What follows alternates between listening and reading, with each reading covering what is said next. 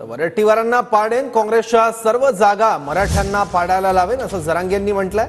मराठा आरक्षणाविरोधात बोलाल तर विधानसभेत काँग्रेसच्या सर्व जागा पाडेन असं मनोज जरांगेंनी म्हटलंय। जालन्याचे खासदार कल्याण काळे जरांगेंच्या भेटीसाठी गेले होते। यावेळी जरांगेंनी वरट्टीवारांसह काँग्रेस पक्षालाच इशारा दिला आहे। सरकारची नीतिमत्ता आपल्याला कळू लागली, ते एकीकडे सरकारला शिव्या पण घालू लागले, तर आपण कशाला अजून मिठाचा खरा टाकून ही चाललेली प्रक्रिया पण खराब करायची असं त्याचा अर्थ होता। नाही, विजय वडट्टीवारला बी पाडेन, सगळे काँग्रेसचे सीट बी पाडायला लावेन मराठ्यांना। नाही, ते आता चिडायची होता कामा नाही, त्यासाठी आपल्याला काय करता येईल ते बघा।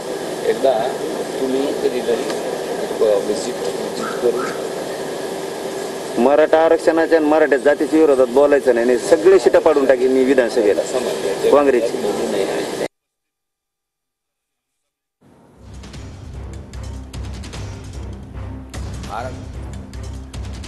मनोज जरांगेंनी वरट्टीवारांसह काँग्रेस पक्षाला देखील इशारा दिलाय। मराठा आरक्षणाविरोधात किंवा मराठ्यांविरोधात बोलाल तर काँग्रेसच्या सर्व जागा पाडील असं जरांगेंनी म्हटलंय।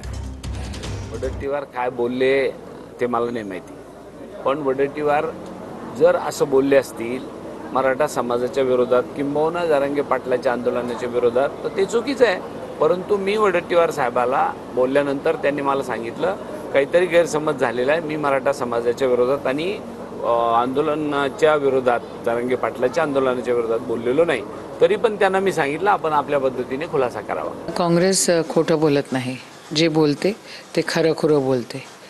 या ठिकाणी मनोज जरांगे पाटलांनी मागच्या वेळेला जे आंदोलन केलं होतं